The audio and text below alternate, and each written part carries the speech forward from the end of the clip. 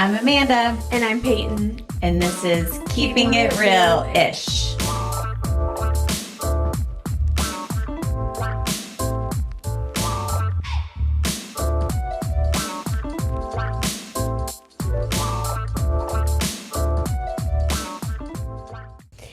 Hi.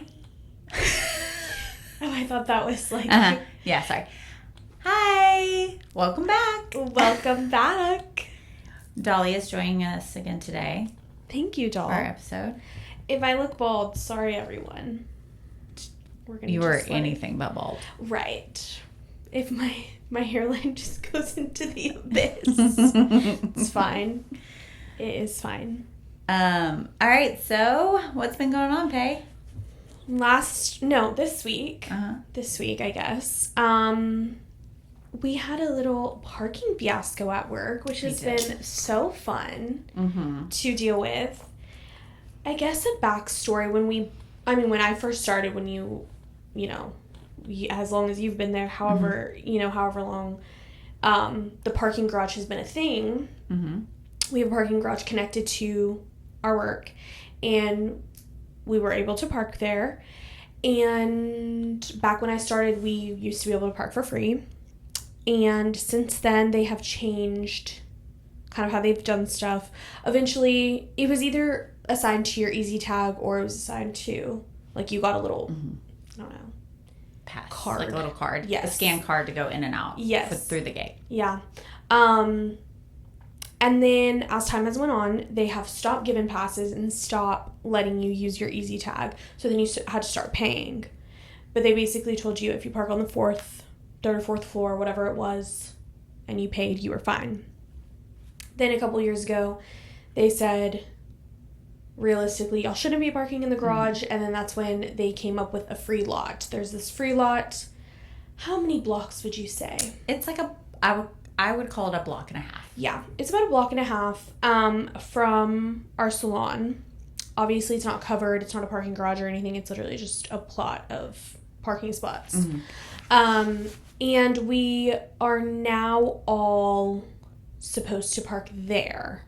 Unless you still have the pass from many years ago. There were some people got grandfathered into it. There was a couple people grandfathered in. But unfortunately, it was a little bit of a big fiasco. Because to me, in my head, I was like, as long as we're paying in the garage, who cares? They're still getting their money. The property of where we're working basically said you're taking spots from customers, which I can see that. I can understand that. But I just think the garage is seldom completely full. It is often, it has plenty of spaces because most people don't want to have to pay to park. So how the garage works is there's like, if you park in the lower, in the first floor, you have to pay. If you go through the gate and go to the second floor up, the first 2 hours are free. Yeah. And then after that, you have to pay. So most people that do park in the garage go second floor up. So the first floor, it does look like when you go, it's like, oh, it's pretty empty. But if you go up, I mean, it is pretty full. Yeah, and it depends, too, on the time. Like, obviously, Monday through Thursday, midday, you're typically fine. Right. Friday, Saturday, Sunday, it can definitely get pretty crowded. So I can see that. But... yeah, it was kind of a whole thing. It was a whole little fiasco. But we've figured it out, and we are all going to, unless you're grandfathered in, we're all going to park in the free lot. And they did say, obviously, if you need, like, security to walk you, that they'll send people. So that's good to have that option. But it's been kind of funny this week trying to figure out what my quickest way. Yeah. Well, and just how to, after you've done something for so long. Yeah. How to kind of retrain your brain to like. Well, even like the timing of everything, like trying to get that all figured out. But it'll work out. It'll be fine. And I'm saving $15 a day. Yeah. And to play devil's advocate, the reason it was such a fiasco was there were a few that were not paying. Yes. There were some people who would park on the first floor who weren't paying and then. Getting ticketed and then not paying that. And so they were like. Putting down the gravel. I mean, to be fair, it's the rules, so. Yeah. So, yeah, other than that, that's just been a funny little thing this week. But other than that, everything's been pretty chill. Yeah. For me, so we just had Mother's Day. So that was kind of like my big week thing, was like all my moms coming in and like getting to like pamper them and hear about what they had planned for their Mother's Day. Yeah.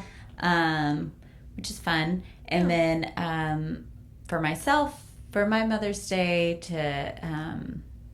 it was great, and I got to visit with my grandmother, who I'm so fortunate to still have. She's 96, and it really like made my day, because she, considering she's 96 years old, she's in fairly good health. Yeah. She has some medical issues just from having lived in her body for 96 years.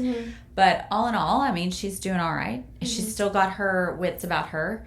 She does live in a assisted living facility where she has like a little apartment. Well, a couple of weeks ago, she fell. And, you know, they say like when you're elderly at that point, when you fall, typically a lot of times that can kind of be the beginning of the end. Yeah. And she did have, fortunately, she did not break anything, but she did bang herself up pretty good. And so initially, when she was like first healing and all of that, she definitely seemed like it affected her. Not just physically, but like cognitively. Yeah. Which was fine, because we've gotten so much time with her, and it's understandable.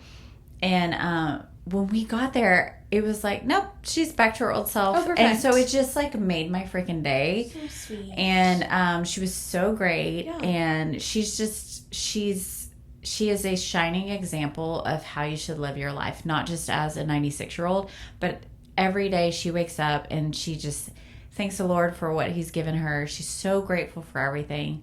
And so it's really neat to have somebody like that, and to still have her, and to have like my children able to actually like have a relationship with her, to the point that like they'll remember it. Right. It's not just like I remember my great grandmother, but I was like 6 when she passed, I think. Yeah. So like I don't really have memories of like a relationship with her. I just remember her. Yes. Where like my kids will remember their interaction. Yeah. So like that's really cool. Yeah. So yeah, that's about it.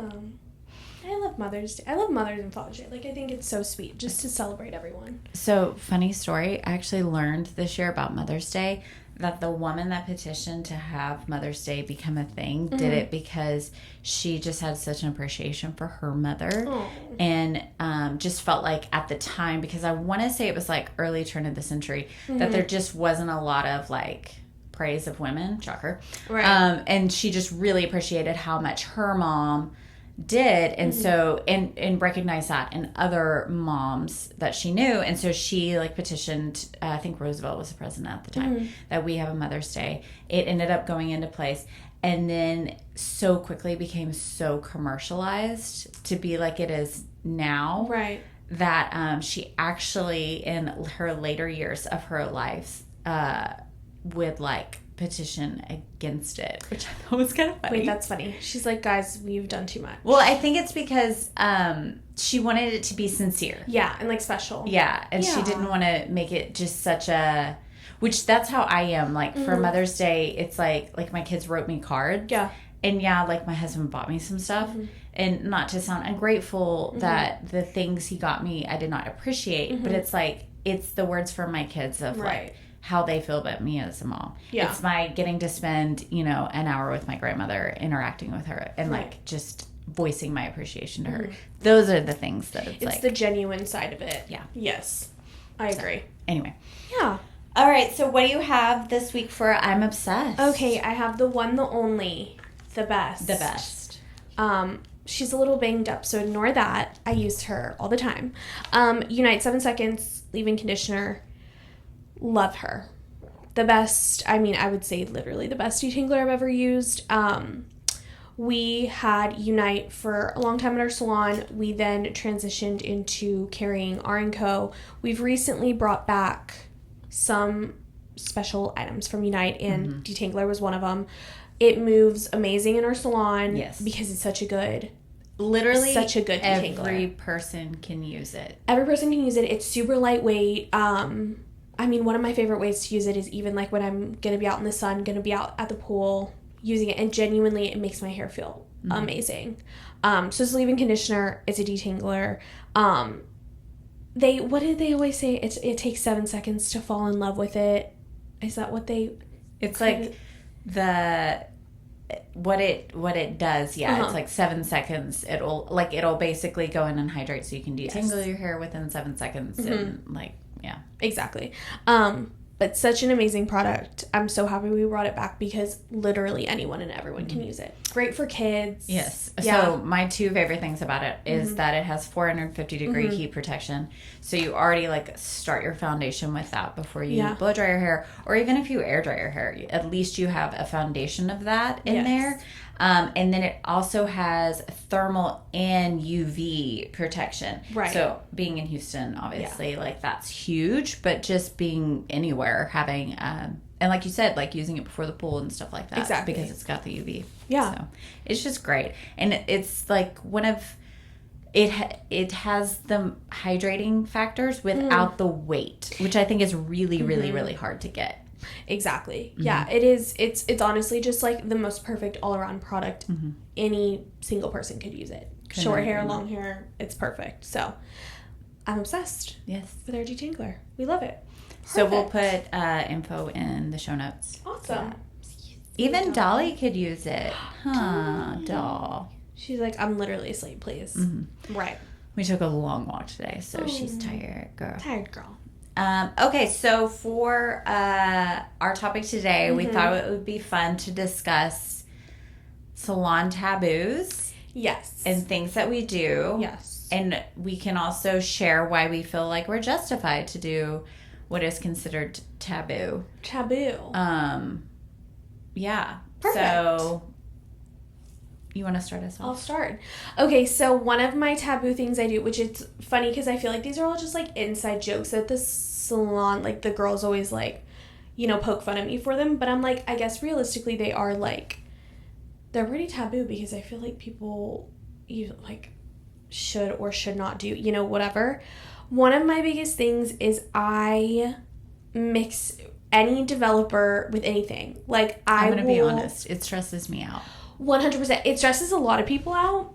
And I think it's because obviously like mixing things, you have such like you have manufacturer's guidelines. Right. And you have like the rules for it. But they always say once you know the rules, you can break the rules, okay? So, I'll use Wella for example, obviously, because that's what we use. But I will mix our Shinefinity developer with like Illumina. But wait, and it works and it's perfect. Like, does it? So I'll use like Shinefinity developer because Shinefinity developer, it's not shift at all. Exactly. So I'll use Shinefinity almost in place of like pastel. And with my like Illumina when I'm toning, or because basically Illumina is a permanent line with Wella, but if you mix a specific type of developer, it then transitions it more into like a gloss, right? It neutralizes out like the ammonia in the product to not shift. Right. So we normally would use pastel with it, which is... It's a 1.9. It's 1.9. But it also has something in it that's supposed to like neutralize that. Yeah. No. I'll use the Shinefinity developer, and do you feel like never had problems. What about like longevity of tone? Same thing as when I use pastel. Interesting. Yeah, I'll just kind of mix develop. And when this started? It started when I used to be in hair school, and I would like do people's hair just like at home or like whatever. And just use whatever you had. And I just would use whatever I had, and I was like, oh well, it always works out. So then I kind of just started doing that. Yeah, and it's always fine. Longevity's great. The outcome always works out. I think they just like to they want you to stay on brand, which totally makes sense. I do get where like as a manufacturer, if you're using it outside of manufacturerer's guidelines and an issue does arise, then it's like... you can't place it back on the manufacturer. 100%. So, but I mean, there are places where I feel like you like, you couldn't use, like, oh. She great. was like, stop disagreeing with Peyton. Like, stop. She was like, I'm over it. Sorry. Is she awake? Oh, thanks. Okay. Like, if you're going to use, like, Free Lights developer. Right. Because it's meant to, that's a clay. Mm-hmm. And their specific developer, you can use it, like, you can use the clay as, like, an in-foil and things like that. But in order to incubate it itself, you have to mix it with its own developer. Yeah. For it to actually be, like, self-incubating. Right. So. Situations like that, of course, like, especially if I'm going to open air someone, I would never. Well, you wouldn't do that. It's not like you would do Free Lights with, like, shine. Yes. You know, there would never be exactly. an element where you would even want to use that. Mm-hmm. But, like, certain things where it's, like, obviously, like, if I'm using clay lightener, like, I need the developer to mix with it. Right. Because that is, like, the whole point. Like, that's how you get it to work. But other than that, no. I'll just do a little mix-a-rooney. Yeah. Okay. Always worked out for me. Okay, so my thing is, so it's kind of changed as of late. But for the first, let's just throw it out there, 21 years of doing hair, I've been, like, the worst at note-taking and keeping my formulas. Perfect. Which is a terrible thing, and I do not recommend it. But I did it for so long that I would remember everything. Yeah. Not to say that there weren't occasions where I probably didn't, but, you know, as a trained stylist, having to then just figure out and formulate for myself, just like you would have to with a new guest, I would just kind of figure it out. But the reason that really doesn't work is the type of environment we work in. You know, we really encourage, you know, our guests to feel comfortable, whoever they see. And, like, if you're on vacation or, you know, I've had children, I was out on maternity leave, then it's like you kind of are putting your coworkers in a tough position because you don't have those notes. So I actually, because we implemented a new system at work to where we absolutely had to take notes, formula notes, and then we also take notes just on, like, little details about people, just so everyone kind of knows what's going on. Right. And so now I'm really good about it, because if you give me a system and, you know, I'll follow it. Yeah. And I do actually like it. It does help because it's like, let's face it, let's be real. For whatever reason, there are people that from, like, you can see them one time and, like, you just, like, remember them. Yeah. Like, you remember the details about them. You remember them. They're just, like, memorable people. Yeah. And then you have people that you see them, like, a dozen times and you can never remember, like, details about them. Yeah. I don't really know, like, why, but I just feel like for me that is very true. And not to say it's like, oh, well, they're boring, so I don't remember. No. It's like there's just something. I think it might be just, like, something in people that you remember from the jump. There has to be some sort of, like, connection point or, like, some sort of, like, commonality or something to where your brain just yeah, it has to be something like that. But now I'm really good. I take notes. I write down all my formulas, take notes about the people's lives. It was actually really easy when we first implemented because I did already know so much about them, so I could just, like, do it before they even came in.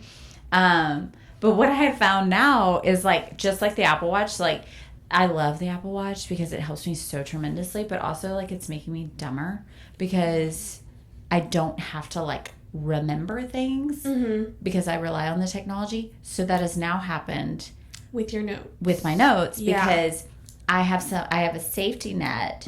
So now I don't remember as well. I could see that. Yeah. So anyway, but I do love it and I do think it is the better thing. So. Yes. I think it is best. Yeah. 100%. Okay, what's another? My next, they kind of go hand in hand, but my next taboo thing I do, which this also stresses people out. I hardly ever use the scale. Right. Obviously, we have type A and we have more type B in certain things.